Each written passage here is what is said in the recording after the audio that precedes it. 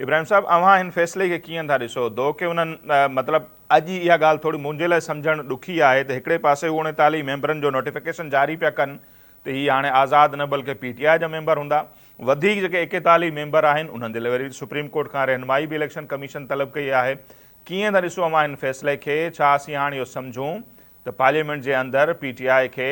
एक पार्टी तौरु जेको आहे सो तस्लीम करण जो सिलसिलो शुरू थी वियो आहे? जी बिल्कुलु नसीर साहब, सुप्रीम कोर्ट जो जेको फ़ैसिलो आयो PTI जे हक़ में, उन फ़ैसिले खां अॻु में जेके मुख़्तलिफ़ ऑब्ज़र्वेशन्स आयूं हुयूं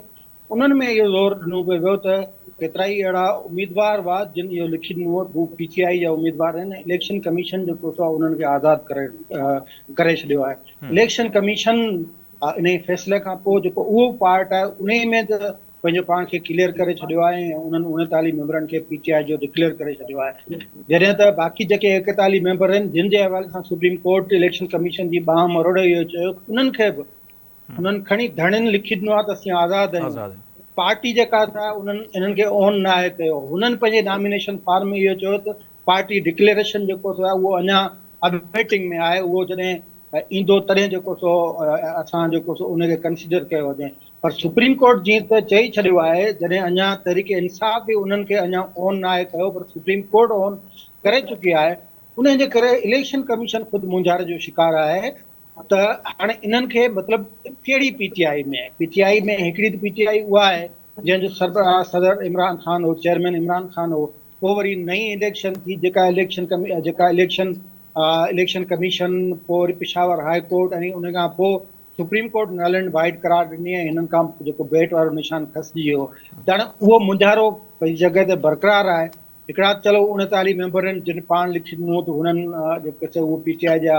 मेंबर हूंदा, उम्मीदवार हूंदा ऐं पार्टी जे तरफ़ां वज़ाहत पची वई। हिकिड़ा उहे उम्मीदवार आहिनि जिन पाण लिखी ॾिनो त असीं आज़ादु हूंदासीं ऐं PTI जेको सो असीं आज़ादु आहियूं पर PTI जा हिमायत याफ़्ता आहियूं ऐं PTI असांखे जेको सो उनखे सर्टिफाई कंदी। हाणे जॾहिं इहो मामिलो साम्हूं इलेक्शन कमीशन जो हुजे ऐं रिकॉर्ड में जेको सो का शइ न हुजे, रिकॉर्ड में इहो न हुजे त बैरिस्टर गौर जेको सो आहे उहो नई इन PTI जो चेयरमैन आहे, रिकॉर्ड में इहो न हुजे त पार्टीअ जो जेको कंहिं बि क़िस्म जो ढांचो मौजूदु न आहे, छाकाणि जो इहो साक़िब निसार जो फ़ैसिलो हो त जॾहिं पार्टी जो सरबराह जेको नाइल थी वञे त सियासत जे लाइ नाइल थो थियो वञे, त उन ई फ़ैसिले ते उहो फ़ैसिलो नवाज़ शरीफ़ जे लाइ हिलाल हो ऐं हाणे सुप्रीम कोर्ट उन फ़ैसिले खे इमरान ख़ान जे लाइ हराम करार ॾेई छॾियो आहे। त उन ई मुंझारे खे नज़र में रखंदे इलेक्शन कमीशन इहो फ़ैसिलो कयो आहे त उन्हनि 41 मेंबरनि जी वज़ाहत कजे। हिते हिकिड़ो ॿियो मामिलो बि आहे जेको लटकंदे नज़र अचे थो त हू जेको सुप्रीम कोर्ट जो असुलु फ़ैसिलो हो त जेके मख़सूस जेके सीटूं आहिनि, जेको सुन्नी तहरीक जेको चयो हो त असांखे ॾियो, सुप्रीम कोर्ट चयो त न इहे PTI खे मिलंदियूं, उहो मामिलो विच में रहिजी वियो। पहिरीं त हिन जी वज़ाहत ईंदी, लाज़मी सुप्रीम कोर्ट में हिकिड़ो कॉन्स्टिट्यूशनल इदारो वियो आहे त सुप्रीम कोर्ट जी का बेंच उन हवाले सां वज़ाहत ॾींदी, इन फ़ैसिले जी तशरीह थींदी, उन खां पोइ जेको सो इहे मेंबर जेके आहिनि उहे आज़ादु या पार्टी जा डिक्लेयर थींदा ऐं उन खां पोइ मख़सूस निशस्तुनि जो सीटुनि जो फ़ैसिलो थींदो। पर हिकिड़ो गैप जेको सो मिली वियो आहे। हाणे उन ई में ॾिसो हिकिड़ी शइ ज़हन में रखणु घुरिजे त हिन मुल्क में रुॻो हिकिड़ो इदारो, को बि इदारो खणो उहो कोन हूंदो आहे। जमहूरियत जो नालो जमहूरियत हल्दी इदारनि जे बुनियादनि ते आहे ऐं उहे इदारा जिन जो कॉन्स्टिट्यूशन में ज़िक्र आहे, उन्हनि जो किरदारु आहे, जेसि ताईं उन्हनि खे तस्लीम न कयो वेंदो तेसि ताईं तव्हां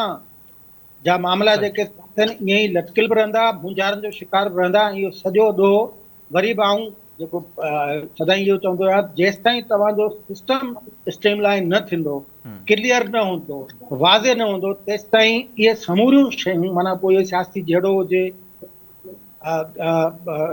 आइनी मुंझारा हुजनि, कानूनी मुंझारा हुजनि, तेसि ताईं उन्हनि जो को बि हल नथो निकिरी सघे जेसि ताईं तव्हां समूरी शयूं स्ट्रीमलाइन न अच्छा, कयो। मुख़्तसिर अव्हांजो मौक़िफ़ इन ते चाहींदुसि, पोइ अचूं था माजिद साहिब। मतिलबु अव्हांखे लॻे थो जेकॾहिं इहा शुरूआति जेका थी आहे त पोइ मख़सूस सीटूं बि PTI खे अव्हांखे लॻे थो मिली वेंदियूं, या उहो मामिलो अञा इंगियल रहंदो? हा बिल्कुलु, मूं जी चयो त इलेक्शन कमीशन जॾहिं सुप्रीम कोर्ट में वई आहे त सुप्रीम कोर्ट में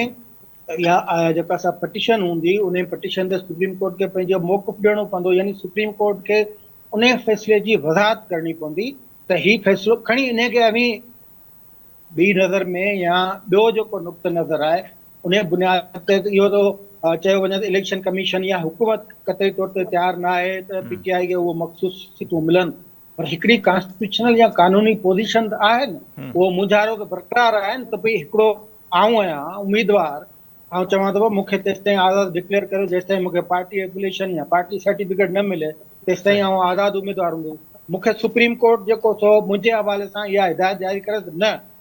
नॉमिनेशन फॉर्म में तव्हां भले जेको सो आज़ादु हुजो पर तव्हां पीटीआई जी आहियो, चलो आउं पीटीआई जो आहियां, पर जॾहिं इलेक्शन कमीशन जे रिकॉर्ड में ई उहा शइ मौजूदु न आहे त इहो मामिलो तेसिताईं लटकियल रहंदो जेसिताईं इन्हनि 41 जो पहिरीं फ़ैसिलो थिए, उन सही खां पोइ इलेक्शन कमीशन जेको सो वरी मख़सूस निशस्तुनि जे हवाले सां फ़ैसिलो। सही।